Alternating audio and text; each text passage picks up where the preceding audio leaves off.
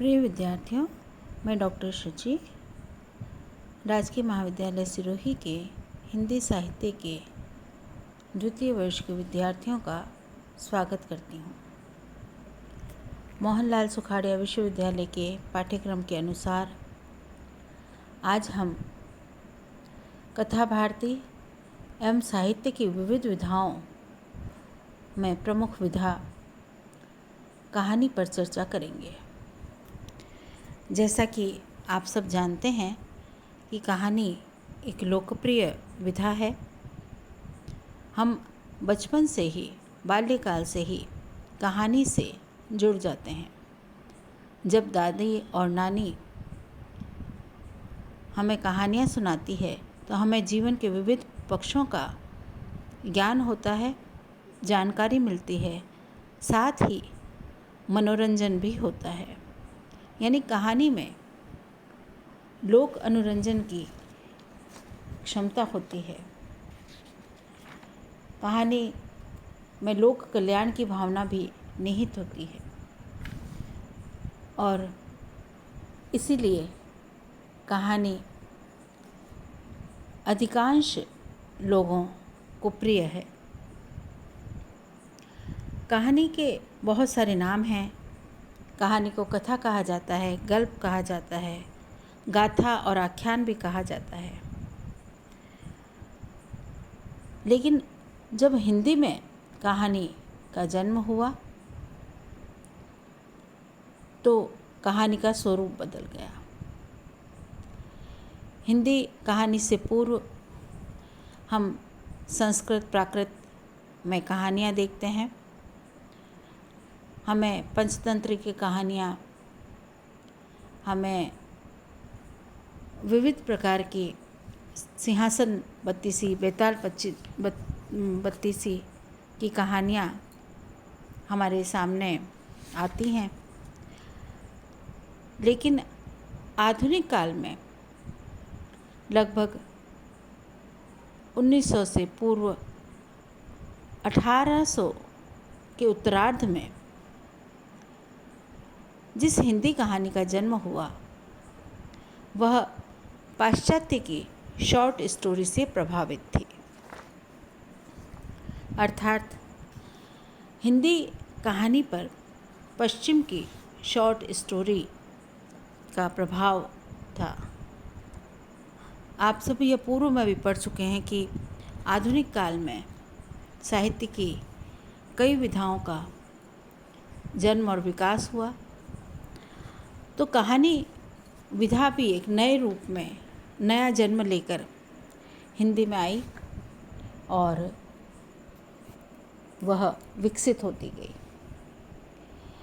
पाश्चात्य विद्वान Hudson, Wales, एलरी आदि ने कहानी की परिभाषाएं दी और भारतीय विद्वानों ने भी बाबू गुलाब राय, श्याम सुंदर दास, गोविंद त्रिगुणायत, प्रेमचंद जी आदि ने कहानी के बारे में अपने विचार व्यक्त किए।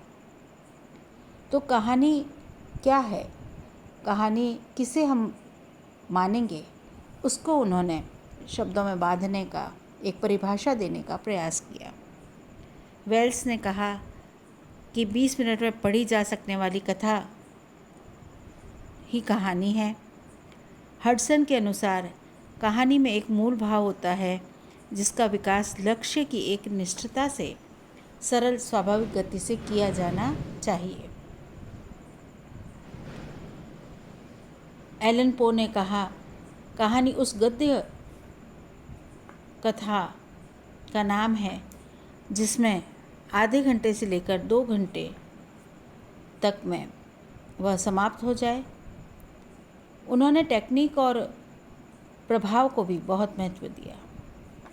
प्रेमचंद जी ने इन सब को समेटते हुए एक सारपूर्ण परिभाषा दी कि कहानी में अनुभूति और मनोवैज्ञानिकता का होना ज़रूरी है। उनके अनुसार अनुभूतियाँ ही रचनाशील भावना से अनुरंजित होकर कहानी बन जाती है। यानी मनुष्य की जो अनुभव हैं, अनुभूतियाँ हैं, वही कहानी के रूप में हमारे सामने आती हैं, प्रकट होती हैं। और इस प्रकार भारतीय और पाश्चात्य विद्वानों ने जो कहानी के बारे में, कहानी के स्वरूप के बारे में कहा, उससे स्पष्ट है कि कहानी की कोई एक परिभाषा नहीं हो सकती, लेकिन कहानी के कुछ गुण लक्षण माने जा सकते हैं, जिसे हम कह सकते हैं कि कहानी की विशेषताएं अपेक्षित हैं। डॉक्टर त्रिगुणायत ने कहानी की विशेषताओं को लिखते हुए कहा कि कहानी में आकार की लघुता होती है। यह कहानी का एक गुण है, गुण होना चाहिए कि कहानी आकार में छोटी होनी चाहिए। दूसरा उन्होंने कहा संवेदना की एकता, कि कहानी में जो एक भाव, एक संवेदना है, उसका एकता, उसका प्रवाह कहानी में होना चाहिए। तीसरा उन्होंने कहा प्रभावान्विति, यानी कहानी में जो प्रभाव है, कहानी का प्रभाव बना रहना चाहिए। कहानी की जो पकड़ है वह पाठक के ऊपर, उसका प्रभाव बना रहना चाहिए। चौथा वैधानिकता, यानी कहानी जो है वह उसको जाना जा सके, उसको समझा जा सके, उसकी वैधानिकता उसमें अवश्य होनी चाहिए। पांचवा उन्होंने कहा किसी सत्य खंड की प्रतिष्ठा। कहानी की घटना संवेदना के ऊपर आधारित होती है, आप जानते हैं प्रायः, और उनका ये मानना है कि कहानी में उस सत्य खंड, उस सत्य की प्रतिष्ठा भी होनी चाहिए जो कथा वस्तु है उसके भीतर। कहानी के एक मुख्य बिंदु पर उन्होंने कहा रोचकता, कहानी में रोचकता होना अवश्य चाहिए ताकि पाठक उसको रुचि के साथ ग्रहण करता रहे। सातवां उन्होंने कहा सक्रियता, कहानी में एक सक्रियता बनी रहनी चाहिए, कहानी में एक जिज्ञासा बनी रहनी चाहिए।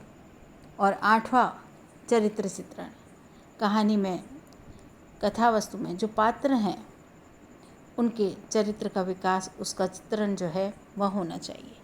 तो डॉक्टर गोविंद के अनुसार, त्रिगुणायत जी के अनुसार, किसी भी कहानी में यह गुण होने चाहिए। कहानी अपने युग के अनुरूप, या कहें प्रत्येक विधा अपने युग के अनुरूप बदलती है, और उसके जो मूलभूत गुण हैं उस विधा के, वे तो उसमें निहित रहते ही हैं, लेकिन कहानी या कोई भी विधा जो है वह रचनाकारों के द्वारा परिवर्तित भी की जाती है, या उसमें एक स्वाभाविक बदलाव आता है। प्रेमचंद युग की कहानी और आज की कहानी के मध्य अनेक उतार चढ़ाव हम देख सकते हैं। तो कहानी के ये जो गुण हैं, यह आज की कहानी में किस हद तक मिलते हैं, यह हम जब आगे कहानी की चर्चा करेंगे तब हम इस पर बात करेंगे। लेकिन कहानी के इन गुणों की चर्चा डॉक्टर त्रिगुणायत ने की। अब कहानी की संरचना, उसके रचना विधान की दृष्टि से कहानी में 6 तत्व माने जाते हैं। आप प्रायः व्याख्या करते समय कहानी के इन तत्वों के आधार पर उसको स्पष्ट करते हैं। तो ये कहानी के तत्व हैं कथा वस्तु, दूसरा पात्र एवं चरित्र चित्रण, तीसरा कथोपकथन या संवाद, चौथा स्थिति या वातावरण, पांचवा भाषा शैली, और छठा उद्देश्य। यानी कहानी के रचना विधान की दृष्टि से कहानी में ये 6 तत्व महत्वपूर्ण हैं। तो इस प्रकार